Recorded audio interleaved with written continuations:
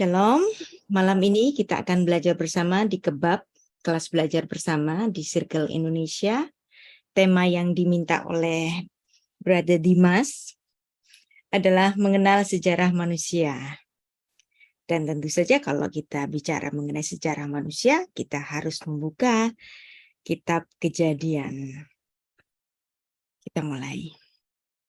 Beshem Ha'af, Vehaben, Veruah HaKodes, Ha-Elohim Echad. Di dalam nama Bapa dan Putra dan Roh Kudus Allah yang Esa. Amin. Dan ini menjadi sesi ke-6 dari filsafat Yahudi, filosofi The Ancient of Hebrew Wisdom, dan kita akan belajar bersama sejarah manusia. Alkitab itu sering dituduh menjiplak oleh sebagian arkeolog maupun teolog barat, menjiplak Enuma Elish, Epic of Gilgamesh, Kode Hammurabi, naskah-naskah Ugarit, dan ada juga yang mengatakan ini kompilasi saja dari sumber C, E, dan P. Banyak sekali. Kenapa mereka berkata demikian? Orang-orang yang berkata demikian pastilah tidak membaca Alkitab dalam bahasa aslinya, karena dalam bahasa aslinya kita dapat menggali banyak. Orang kalau hanya membaca naskah bahasa terjemahan, kitab Kejadian itu tampaknya memang sederhana saja. Tapi kalau kita membaca dalam bahasa asli, seperti yang sering saya bicarakan di sini, bahwa filsafat Yahudi tidak hanya berpikir secara kata-kata, tidak hanya berpikir secara kalimat, tetapi juga berpikir secara gugusan huruf, bahkan nilai-nilai dari setiap huruf yang ada di dalamnya, yang kita sebut dengan gematria. Kitab Kejadian adalah kitab genealogi yang mencatat semua genealogi. Dan pada saat ini kita akan belajar bersama mengenai genealogi manusia. Genealogi manusia hanya ada di kitab suci di tanah Ibrani. Di Perjanjian Lama tidak ada buku-buku kitab suci dari agama apapun yang lain yang bicara mengenai genealogi manusia. Tiba-tiba langsung ada Unapistim, gitu kan. Nah, tapi di sini Alkitab itu memberitahu kepada kita dari mana asal muasal dari manusia itu. Kenapa istrinya diciptakan, kenapa ada perempuan diciptakan. Tidak ada buku filsafat manapun, tidak ada kitab suci manapun yang bercerita kenapa harus ada laki-laki dan perempuan, dan kapan perempuan itu diciptakan. Apa maksudnya perempuan itu disandingkan dengan si laki-laki pertama yang bernama Adam itu. Dan ada genealogi berkat dan genealogi pernikahan, itu yang menjadi bidikan kita hari ini. Tentu saja kalau bicara mengenai sejarah manusia, mungkin kita nggak cukup untuk satu sesi saja ya. Jadi buku filsafat yang mana selain Alkitab yang bicara mengenai rincian kejadian manusia laki-laki dan perempuan? Dan kita akan menyelami bersama-sama keindahan Alkitab pada naskah bahasa asli. Chaim Nachman Bialik, ini adalah seorang filsuf Yahudi, dia juga seorang penulis. Dia mengatakan, he who reads the Bible in translation is like a man who kisses his bride through the veil. Mi shemistames belashon kriya, mi shemikir et hayadut betargum. Orang yang menggunakan bahasa asing dan mereka yang menggunakan itu adalah orang yang tahu Yudaisme, jika dia membaca terjemahannya, harehu kaelu menasek et hakalah shelo, derek hare Allah. Sungguh dia seperti mencium mempelai perempuannya dengan melalui tudung kepalanya. Jadi bagi orang Yahudi, kalau dia membaca Alkitab yang sudah diterjemahkan, itu ibaratnya seperti mencium istri, tapi ditutupi dengan tudung, bukan skin to skin. Nggak ada rasanya. Jadi membaca Alkitab bahasa Ibrani itu bicara tentang rasa. Naskah bahasa Ibrani itu bisa memberikan satu sense kepada kita, seperti kita membaca skenario drama. Jadi bukan hanya kata-kata, ada emosi di dalamnya, ada lambang-lambang di dalamnya. Dan ini adalah kedalaman dari naskah bahasa asli Ibrani. Dan Kejadian pasal 1 itu disebut sebagai laporan pertama atau first account. Laporan pertama itu bicara mengenai kronologi. Hari pertama, hari kedua, hari ketiga, hari keempat, hari kelima, hari keenam. Nah, ini kronologinya. Nah, nanti Kejadian pasal 2 itu merupakan laporan kedua atau second account. Jadi kita akan fokus malam ini untuk langsung masuk kepada Kejadian pasal 2. Dan apa yang diperinci dalam Kejadian pasal 1 yang menuliskan hari pertama, hari kedua, hari ketiga, dan seterusnya, kata hari dalam bahasa Ibrani itu tidak hanya memaksudkan hari dalam durasi 24 jam atau 2 kali 12 jam. Enggak begitu. Kata yom, hari dalam bahasa Ibrani, itu juga bisa bermakna periode yang tidak bisa ditentukan berapa lamanya. Jadi periode pertama, periode kedua, periode ketiga. Kita nggak tahu berapa lama panjangnya satu hari pada saat penciptaan itu karena matahari dan bulan belum diciptakan. Yang artinya di sini hanya Tuhan yang tahu durasi waktu yom ketika Dia menciptakan langit dan bumi. Nah, ini nanti kita akan mendalami juga yang ditulis oleh seorang filsuf yang sangat terkemuka hari ini. Dia adalah Yuval Noah Harari, seorang profesor dari Hebrew University. Dan tentu saja ketika bicara tentang manusia, kita harus memulai dari Kejadian 1 ayat 26.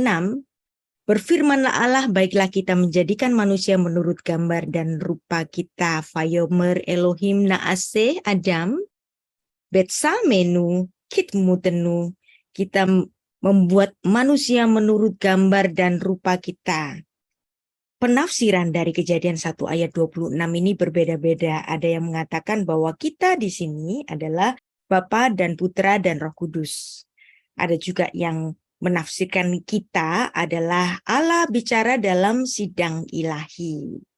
Nah, biasanya kalau saya mengajukan bahwa Kejadian 1 ayat 26 ini adalah sidang ilahi, orang-orang penganut Trinitas itu langsung menuduh, wah, Bu Rita pakai mindsetnya orang Yahudi yang nggak percaya Yesus.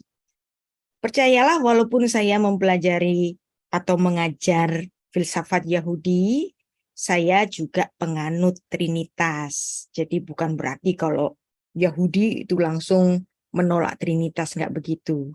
Dan apabila Kejadian 1 ayat 26 ini ditafsirkan sebagai sidang ilahi, tafsir sidang ilahi ini untuk Kejadian 1 ayat 26 bukan monopoli orang Yahudi, enggak ya. Ada banyak sekali buku-buku Kristen yang juga memandang Kejadian 1 ayat 26 itu adalah sidang ilahi. Jadi tafsir sidang ilahi bukan hanya monopoli orang Yahudi, tapi juga ada dalam buku-buku Kristen. Contohnya di sini, The New Bible Commentary. Dan ini sudah dipublish sejak tahun 1976, ada di banyak toko-toko buku Kristen. Buku biasa saja, buku yang umum, yang memandang bahwa Kejadian 1 ayat 26 ini adalah sidang ilahi. Dan ini saya scan supaya Anda betul-betul melihat bahwa ini adalah penafsiran dari orang Kristen yang memandang bahwa Kejadian 1 ayat 26 ini adalah sidang ilahi.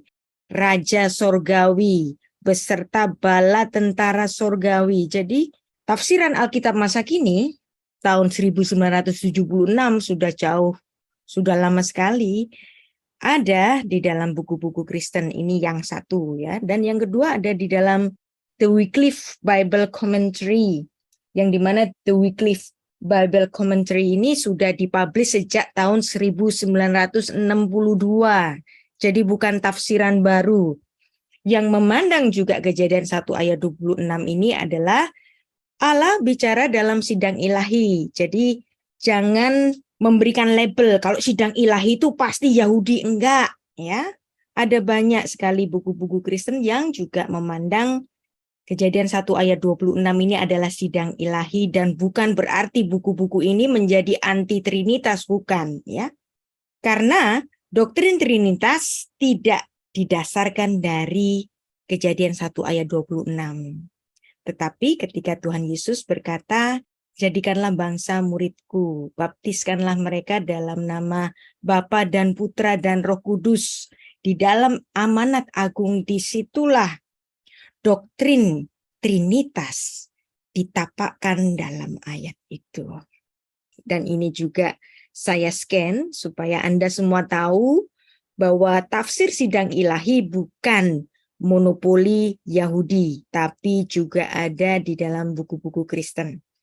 Saya di sini hanya memberikan klarifikasi saja, karena ada banyak para skeptis di sana, para hater saya mengatakan bahwa penafsiran sidang ilahi itu artinya Yahudi yang anti Trinitas. Enggak ya, enggak begitu. Karena ada banyak sekali ayat-ayat dalam Alkitab kita yang juga dapat menjadi dasar dari Trinitas. Bahkan saya memandang dasar Trinitas itu bukan di Kejadian 1 ayat 26, tetapi dalam Kejadian 1 ayat 1. Saya barusan mengupload mengenai sidang ilahi.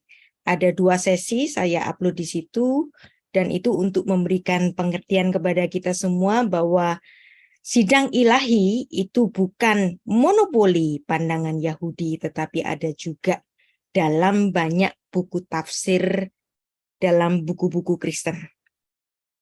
Dan kita memulai membaca Alkitab, membiasakan membaca Alkitab secara pesyat, secara jujur lurus apa adanya, baru kemudian naik ke remes, deras, dan sot di sini. Remes adalah memahami naskah Alkitab secara lambang-lambangnya, kemudian deras di sini adalah taraf menafsir. Kalau Anda seorang dosen STT atau Anda seorang pembicara di gereja yang berkhotbah, ilmu Anda sudah dideras di sini. Dan sot, khusus sot ini adalah pemahaman esoteris. Jadi pemahaman secara misteri yang hanya dibukakan oleh Roh Kudus saja. Jadi di sini adalah masuk ke divine illumination. Manusia diciptakan gambar dan rupa Allah, Kejadian 1 ayat 26 menggunakan 2 kata, yaitu selem dan demut. Kata selem dan demut adalah kata yang sinonim yang sengaja dipakai oleh Musa sebagai gaya bahasa paralelisme. Selem dan demut itu artinya sinonim karena di Kejadian 1 ayat 27 di sini menuliskan hanya menggunakan kata selem saja. Vayifra Elohim et ha'adam bet salmo bet selem Elohim bara oto zahar unikeva bara otam. Vayifra, dan dia menciptakan, Allah saja yang menciptakan, tidak dibantu para malaikat di surga. Allah sendiri yang menciptakan. Et ha'adam pada manusia itu, bet salmo pada gambarnya, menurut gambarnya. Betselem, menurut gambarnya. Betselemnya siapa? Elohim. Jadi di sini ada kata selem 2 kali. Kata selem 2 kali di sini untuk menunjukkan konfirmasi bahwa betul-betul manusia itu diciptakan dalam gambar Allah. Betselem Elohim bara oto, diciptakannya lah dia. Dianya siapa? Dia Adam. Adam 1 orang. Jadi di sini Musa menyatakan bahwa awalnya Allah menciptakan Adam 1 orang, oto, 1 orang, singular. Setelah 1 orang diciptakan, baru dipecah. Dipecah menjadi apa? Zahar unekeva, laki-laki dan perempuan. Setelah itu karena sudah jadi 2, di sini diberikan keterangan bara otam, diciptakannya mereka. Jadi yang pertama iya, setelah dipecah baru mereka. Jadi ada kronologinya dalam 1 ayat ini. Kalau Anda membaca ini dalam bahasa Indonesia atau dalam bahasa Inggris, nafas semacam ini nggak bisa dirasakan. Allah yang plural menciptakan dirujuk dengan verba singular. Ini menarik sekali, dalam sekali secara gramatik. Dan kalau kita bandingkan dalam Kejadian 5 ayat 1, di situ tidak menggunakan kata selem lagi, tetapi menggunakan kata demut. Kenapa nggak menggunakan kata selem? Karena kata selem dan demut, gambar dan rupa Allah ini adalah sinonim. Inilah daftar keturunan Adam. Pada waktu manusia itu diciptakan oleh Allah, dibuatnyalah dia menurut rupa Allah. Nah, Anda lihat di sini, dibuatnyalah dia. Ze toledot Adam. Beyom beru, ketika dia diciptakan. Siapa yang menciptakan? Elohim. Elohim menciptakan apa? Adam. Adam diciptakan dalam bidemut Elohim, dalam rupa Allah. Asa oto, oto dia singular, Adam singular. Jadi pertama, Adam diciptakan secara singular. Kejadian 5 hanya menggunakan kata demut tanpa selem. Kenapa? Karena demut dan selem itu sinonim. Jadi Adam diciptakan dalam selem atau dalam demut Allah, citra Allah, menurut gambar dan rupanya. Ya. Kalau Adam diciptakan menurut gambar dan rupanya, artinya di sini manusia juga memiliki sebagian dari sifat-sifat Allah. Apa itu? Dia bisa berkehendak, dia punya kuasa, dan Adam diberikan kuasa oleh Tuhan. Sekarang kita masuk pada laporan kedua. Laporan kedua khusus bicara mengenai apa yang disebut dalam Kejadian pasal 1 tadi. Pasal 1 ayat 26. Dan di sini di pasal 2, Musa memberikan detail bagaimana manusia itu diciptakan dan ini merupakan laporan kedua, second account. Vayitzer Adonai Elohim et ha'adam, avar min ha'adama. Dan dia membentuk. Siapa yang membentuk? Adonai Elohim. Membentuk apa? Et ha'adam, pada manusia itu. Avar min ha'adama, dari debu yang dari tanah.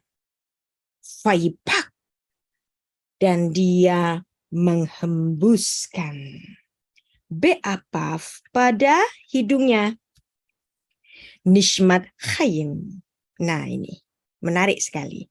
Tuhan kalau menciptakan binatang-binatang ya sudah berfirman saja. Tetapi di sini khusus karena manusia diciptakan dalam gambar dan rupanya, maka disinilah Tuhan menghembuskan nafas yang dari mulutnya masuk ke hidung Adam. Nah, dari sinilah gambar dan rupa Allah disematkan kepada Adam.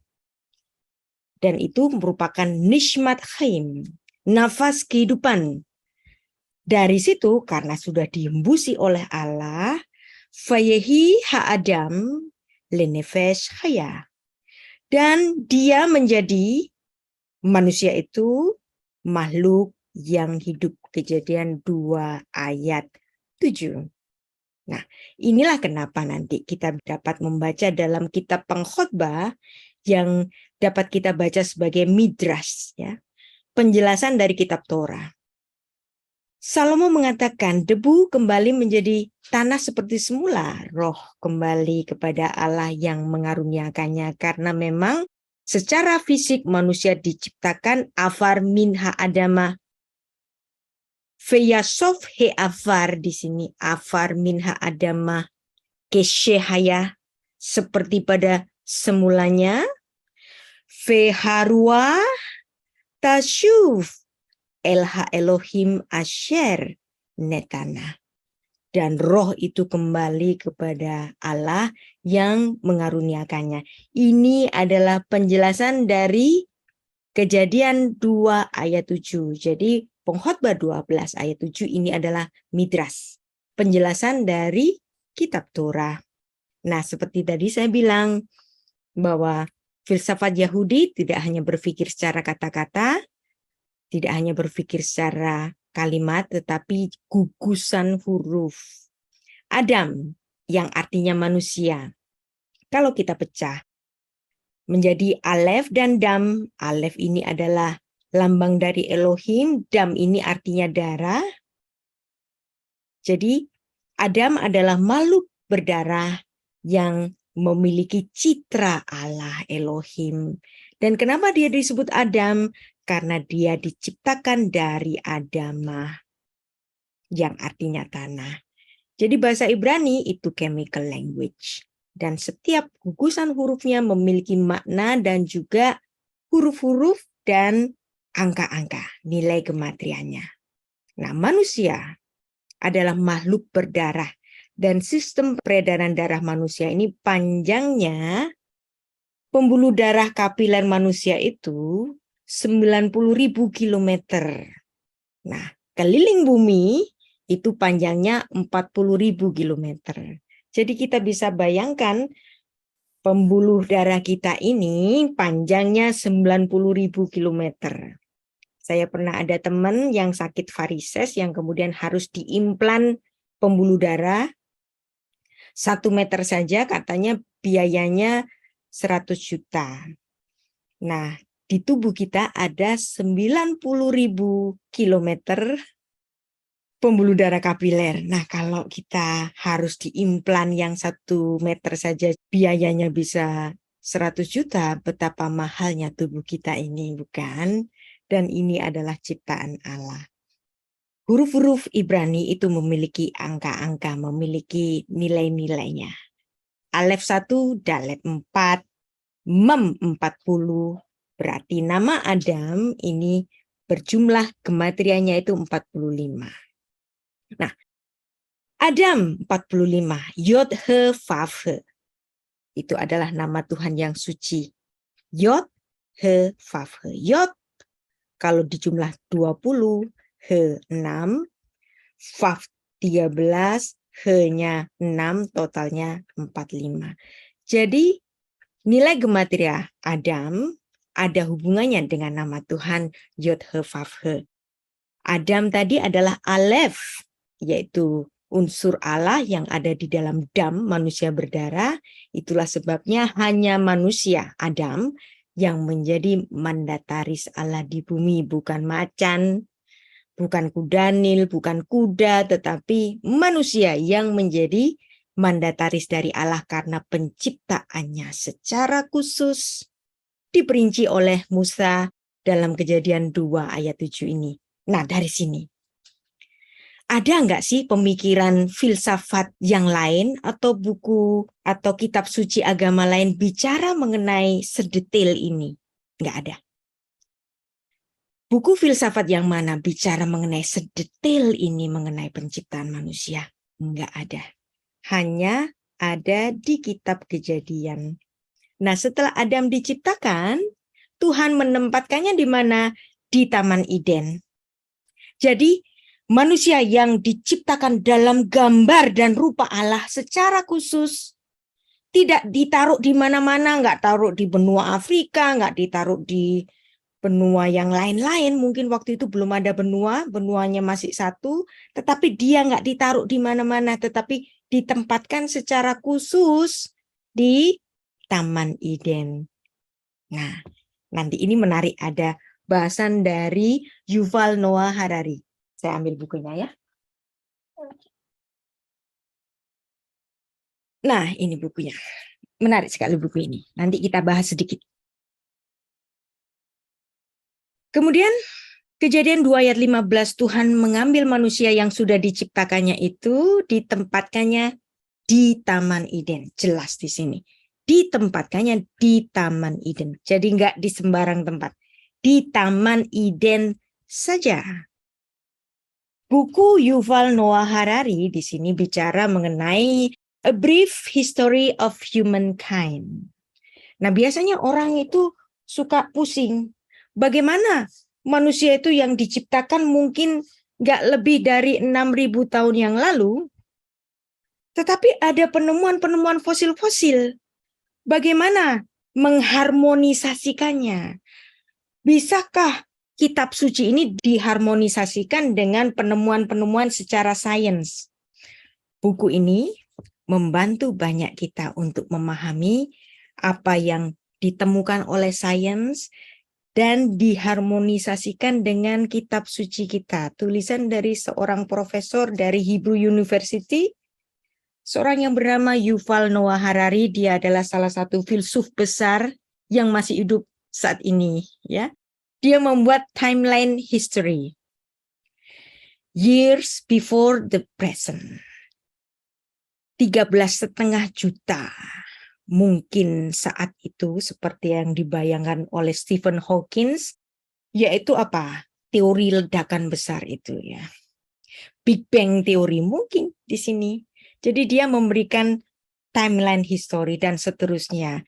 Sampai misalnya 500.000 tahun yang lalu ada ditemukan Neanderthal, manusia Neanderthal. Kemudian 200.000 tahun yang lalu ada Homo sapiens.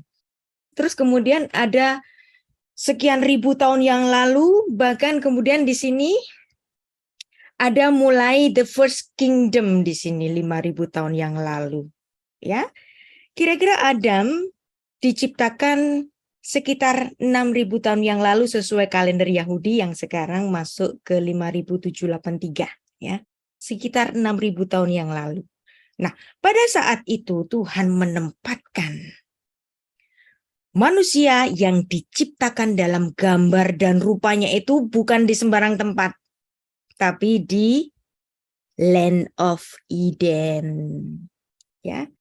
Jadi kalau kemudian ada ditemukan manusia-manusia purba yang seperti kera itu, ya, di sini ada genus Homo di Afrika, Eurasia di Eropa.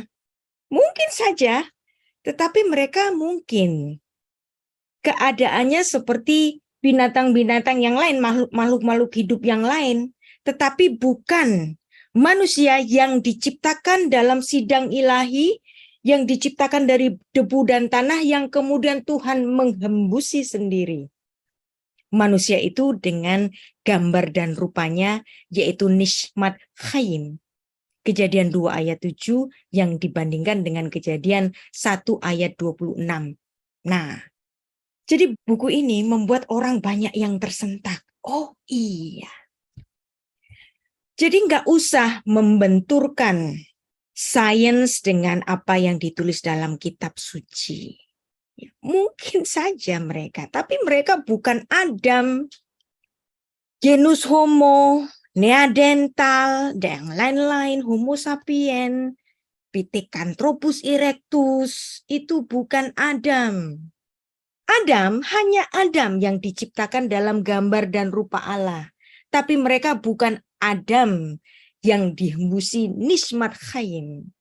Mereka adalah mungkin sejenis manusia yang lain tetapi tidak memiliki gambar dan rupa Allah.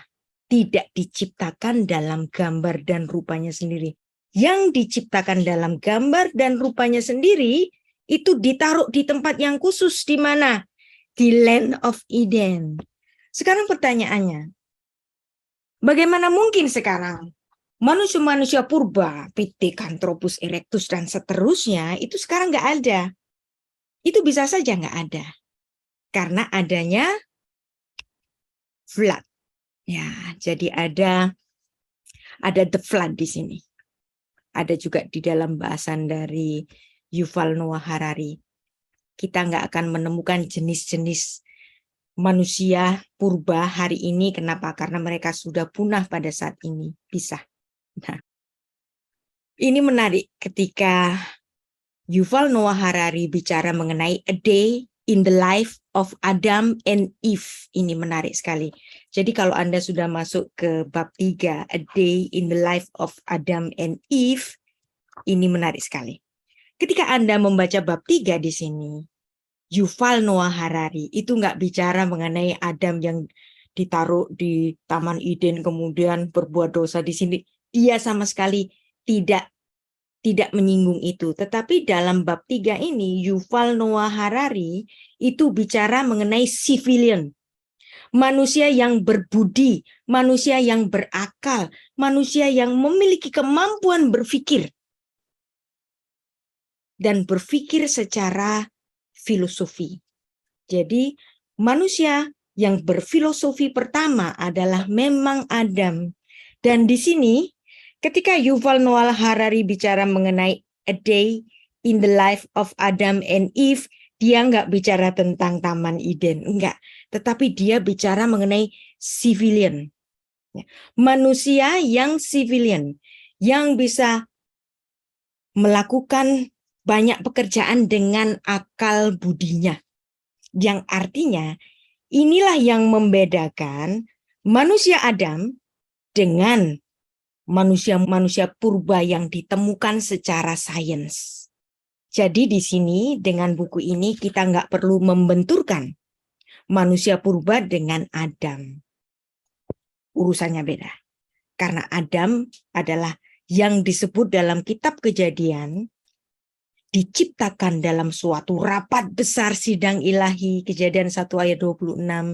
Dan Tuhan sendiri kemudian membentuk Adam itu dari afar minha adama, dari debu yang dari tanah. Bukan cuma itu saja, Tuhan bisa saja bilang, jadilah makhluk yang hidup, bisa. Tetapi Tuhan khusus menghembusi Adam yang ditempatkan di Eden adalah manusia yang memiliki akal budi seperti kita hari ini. Nah, dari sini itulah kenapa kalau kita membaca buku ini, Anda bisa membaca yang memberikan endorsement ini ada Barack Obama, New York Times, Wall Street Journal, Sebastian Junger, terus kemudian ada juga Bill Gates juga bicara tentang ini, Mark Zuckerberg juga bicara tentang ini. Orang menjadi terkesima, orang ini pinter banget. Bisa mengharmonisasikan apa yang ditemukan sains dan apa yang ditulis dalam Alkitab kita. Dan Adam adalah sosok dari manusia yang berperadaban, yang memiliki akal budi. Dan itu nggak usah pakai dibenturkan penemuan sains dan apa yang ditulis dalam kitab suci kita. Nah, dari Adam kemudian lahir dari Set, kemudian lahir Nuh. Kemudian nanti ada 3 putra Nuh, Ham, Sem, dan Yafet, dan dari sinilah bangsa-bangsa di bumi ini lahir dari ketiga putra Nuh ini.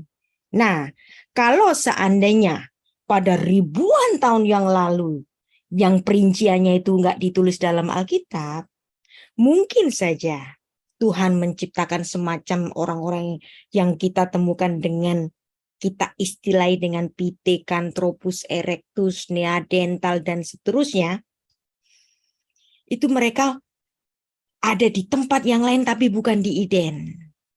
Nah, ketika Tuhan melihat ada kejahatan di bumi, anak-anak Adam itu banyak yang berbuat dosa, dan tinggal Nuh saja yang baik. Maka kemudian Tuhan menghukum manusia-manusia yang jahat ini, Nuh dan keluarganya disimpan dalam bahtera, dan dari situlah punahlah semua yang kita temukan fosil-fosilnya hari ini menurut sains.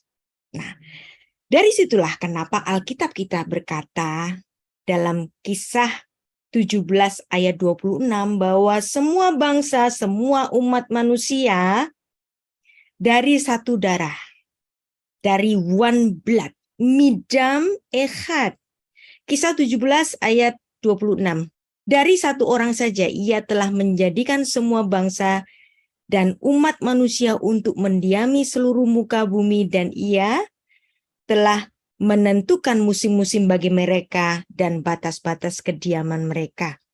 Nah, King James menerjemahkannya dengan one blood karena memang bahasa asli Yunaninya menulis henos haimatos di sini.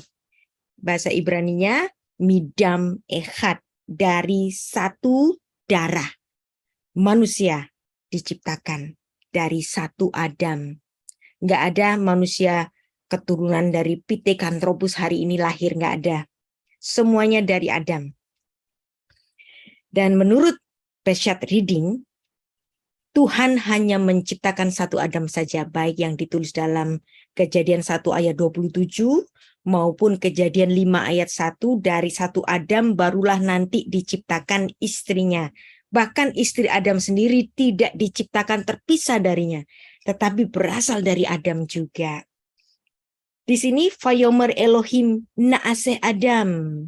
Mari kita membuat manusia. Nah, manusia yang inilah yang ditaruh di Taman Eden, yang kemudian menurunkan semua makhluk manusia yang ada di bumi sekarang ini.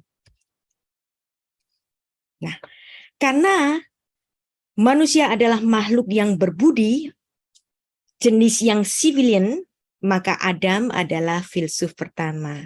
Siapakah filsuf yang berhikmat yang pertama? Mungkin Anda akan memberikan serentetan filsuf-filsuf terkenal, Thales, Aristoteles, Epikros, Platon, Hippocrates, Socrates, dan seterusnya. Enggak. Alkitab bercerita kepada kita bahwa Adam adalah filsuf yang pertama. Demikian juga Yuval Noah Harari di sini menempatkan bahwa Adam, a day in the life of Adam and Eve, disitulah mula dari civilian. Mula dari manusia yang berbudaya dan berpikir. Dan Adam juga merupakan orang yang beriman yang pertama. Nah, Kejadian 1 ayat 27. Saya bacakan lagi. Vayifra Elohim et ha'adam bet salmo bet selem Elohim bara oto. Diciptakannya dia satu orang. Kemudian baru dipecah zahar unekeva bara otam. Laki-laki dan perempuan baru diciptakannya mereka. Jadi yang pertama hanya satu Adam bara oto di sini. Dan baru setelah dipecah laki-laki dan perempuan, baru dikatakan bara otam. 1 Korintus 15 ayat 45. Seperti ada tertulis, manusia pertama Adam menjadi makhluk yang hidup, tetapi Adam yang akhir menjadi roh yang menghidupkan. Jadi Adam di sini disebut sebagai manusia, satu manusia pertama. Tuhan tidak menciptakan dua Adam. Dari satu Adam kita semuanya lahir. Dan nama Adam sendiri artinya human atau manusia. Kejadian 5 ayat 1, inilah daftar keturunan Adam, satu Adam. Ze Sefer Toledot Adam, satu Adam. Beyom bero Elohim Adam. Pada saat dia menciptakannya, Adam itu bidemut Elohim. Dalam rupanya, dalam gambarnya. Asa oto, dia satu orang. Adam satu orang. Dan kemudian baru di Kejadian 5 ayat 2, Musa menuliskan, baru dipecah. Laki-laki dan perempuan diciptakannya mereka. Ia memberkati mereka dan memberikan nama manusia kepada mereka. Nama manusia, nama Adam kepada mereka. Pada waktu mereka diciptakan. Zahar unekeva. Beraam. Fayefarek. Nah, baru dia memberkati otam. Memberkati mereka. Fayikra et shemam. Dan Tuhan memanggil nama mereka Adam. Jadi Adam di sini dalam artian manusia laki-laki dan perempuan. Beyom hibaream. Pada saat atau pada hari mereka diciptakan oleh dia, Elohim. Adam human, laki-laki dan perempuan diciptakan mereka. Dan Tuhan memberkati mereka. Fayevarek otam. Manusia diciptakan zahar unekeva.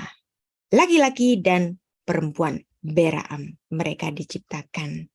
Fayevarek otam. Dan dia memberkati mereka. Dianya ini dia Tuhan. Fayikra et shmam Adam. Dan dia memanggil nama mereka Adam. Beyom hibaream. Pada waktu mereka diciptakan.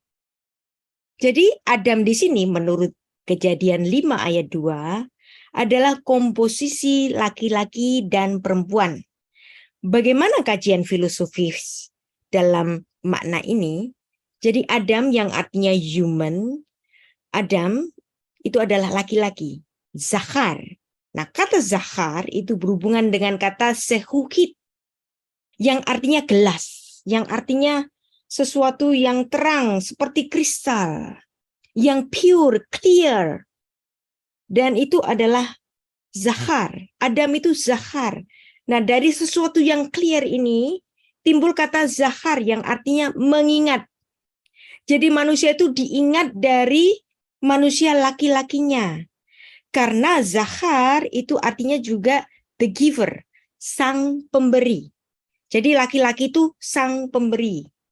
Makanya laki-laki itu memberi nafkah untuk keluarganya. Karena memang arti kata Zachar itu artinya memberi. Karena dia memberi, maka di sini lambang seksual dari laki-laki memberi.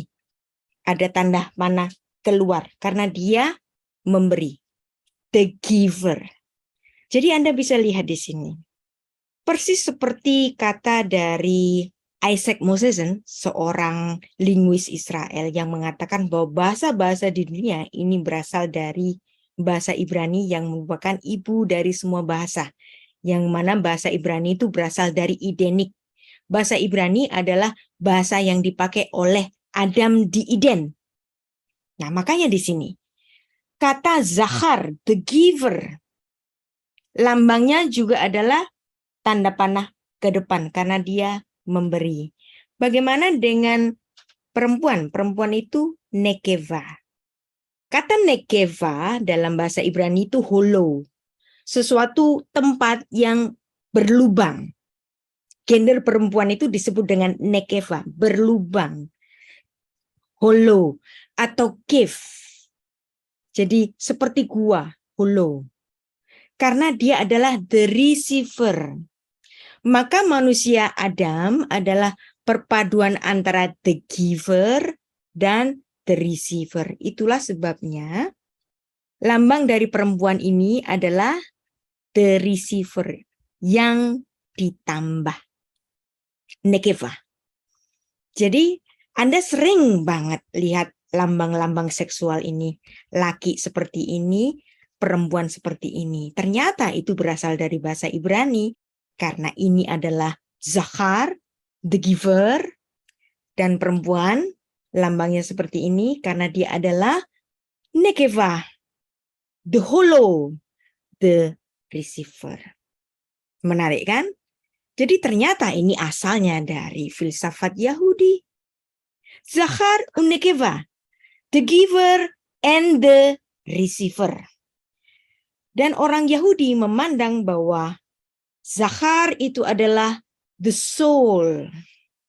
Dan nekeva adalah the body. Perpaduan antara soul dan body ini baru bisa dikatakan Adam seperti Kejadian 5 ayat 2. Soul saja tanpa body itu bukan Adam. Body saja tanpa soul itu juga bukan Adam. Sudah jadi mayat. Ya. Jadi inilah filsafat Ibrani yang sangat konkret pada bahasan filsafat Yahudi yang ketiga di Circle Indonesia ini. Saya memberikan suatu perbedaan antara filsafat Barat dan filsafat Timur. Filsafat Barat Yunani dengan filsafat Yahudi yang Timur. Filsafat Timur, filsafat Yahudi termasuk filsafat Tiongkok itu berpikir secara konkret. Nah, inilah filsafat konkretnya orang Yahudi. Zachar, the giver.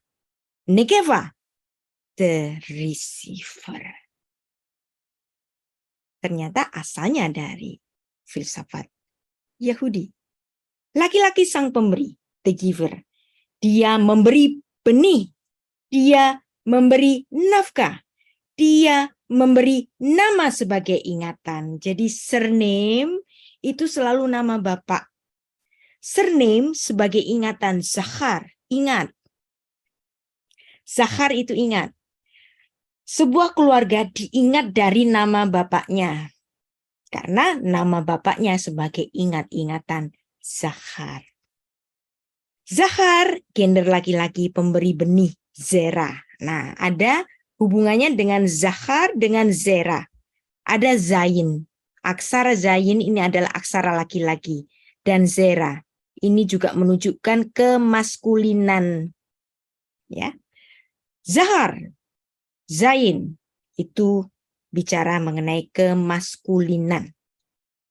Zahar laki-laki pakai zayin, benih itu yang memberikan keturunan itu pakai zayin, lambang maskulin, Zan, memelihara. Yang memberikan bahan pangan adalah bapak. Yang dia mencari nafkah. Zan. Zun, dia pemberi nafkah. Pakai aksara zayin juga. Mengingat Zahar. Ziharon. Ziharon, peringatan, memori. Zikaron di sini semuanya menggunakan zayin. Karena aksara zayin adalah aksara maskulin. Zahar, gender laki-laki, pemberi benih. Zahar, laki-laki, pemberi zan, pemberi nafkah. Zun yang memberikan nafkah. Ada kata dalam bahasa Ibrani itu mizan elzan, yang artinya beraneka ragam bahan makanan. Mizan elzan itu diberikan oleh seorang laki-laki, Zahar. Zayin itu bicara mengenai laki-laki. Seperti Kejadian 9 ayat 9, sesungguhnya aku mengadakan perjanjianku dengan kamu, dengan keturunanmu. Keturunan dalam bahasa Ibrani itu zera.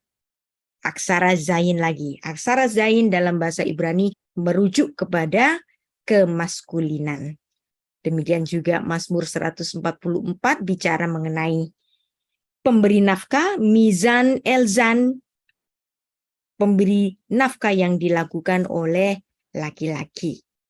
Dan laki-laki memberi nama bagi keluarganya sebagai memori, ziharon. Surname itu selalu pakai nama bapaknya kan? Sebagai ingat-ingatan. Dalam bahasa Ibrani nggak ada kata history. Kalau history itu kan history. Cerita tentang dia. Tetapi kalau dalam bahasa Ibrani nggak ada cerita tentang dia. Tetapi cerita tentang diriku. Ziharon. Bagaimana ketika aku dikenang? Ziharon. Kalau history, dia. Tapi kalau ziharon, cerita tentang diriku. Alkitab bicara tentang ziharon. Bagaimana aku diingat. Aku sebagai ciptaan Allah diingat oleh Allah. Jadi Alkitab itu bukan histori, cerita tentang dia. Alkitab kita bercerita tentang kisahku yang menjadi bagian dari warga kerajaan surga. Jadi Alkitab ziharon, bukan history, ceritanya atau her story, ceritanya dia perempuannya. Jadi Alkitab kenapa menyatakan bahwa Allah itu dalam gender laki-laki? Karena Zahar, Zayin, Zera adalah pemberi benih, pemberi nafkah, pemberi rezeki. Maka dalam hal ini jugalah Alkitab menyatakan bahwa Allah sebagai sumber dari segala sesuatu, maka dia pun disebut dalam gender laki-laki walaupun Allah itu tidak bergender. Karena Allah itu roh, maka Allah tidak bergender. Tetapi tetap dalam penulisannya menurut sastra Ibrani, Allah dirujuk dengan gender laki-laki. Jadi Alkitab sudah menyebut Allah sebagai dia laki-laki sejak mulanya. Alkitab menulis Allah sebagai Elohim. Nah, hirik yotmen, akhiran im itu adalah akhiran laki-laki. Dan Tuhan disebut sebagai Bapa. Ada beberapa aliran Kristen yang mengakomodasi feminisme dan mengajarkan bukan God the Father lagi, tetapi God the Mother. Untuk mengakomodasi keinginan dari para feminis dunia ini. Tetapi apakah ini sesuai dengan Alkitab? Enggak. Gender bukan soal bicara tentang seksual, tetapi bicara tentang sumber. Adam sebagai sumber dari semua manusia di bumi, maka dia disebut sebagai Zahar. Sang pemberi benih, Zera, Zayin, pakai Zayin di situ. Bahkan Allah itu disebut sebagai Bapa seperti yang ditulis dalam Maleakhi 2 ayat 10. Mazmur 68 ayat 6. Allah yang di surga itu disebut sebagai Bapa. Jadi walaupun Allah itu beyond gender, karena Allah itu roh, yang bukan laki-laki, bukan perempuan, juga bukan wandu, tetapi dia tetap disebut sebagai laki-laki karena laki-laki adalah Sang pemberi, pemberi benih, pemberi ingatan, dan pemberi nafkah.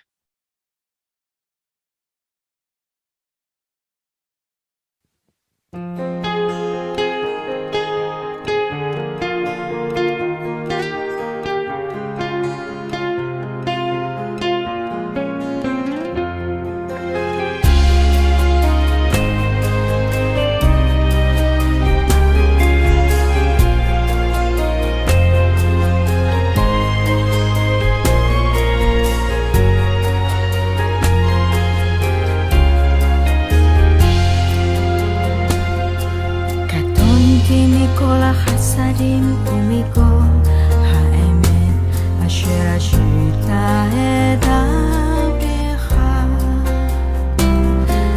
katonti mikola hasadim umiko haemet asher ashita edabecha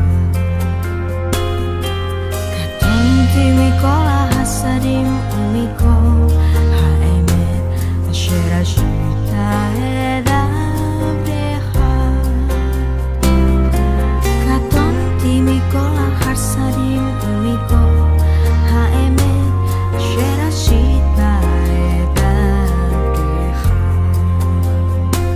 Maglia barti et hayaden ata iti lishne machanot hasli leinina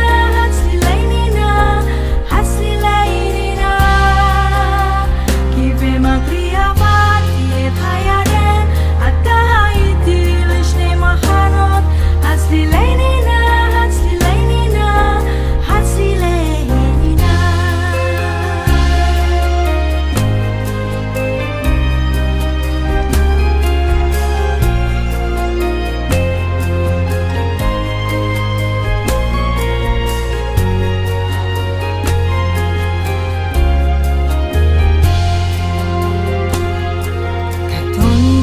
Kola hasadim umikol haemet asher ashita edabecha ani katonti mikola hasadim umikol haemet asher ashita edabecha kive magli avarti et hayaden ata iti lishne machanot hasli leinina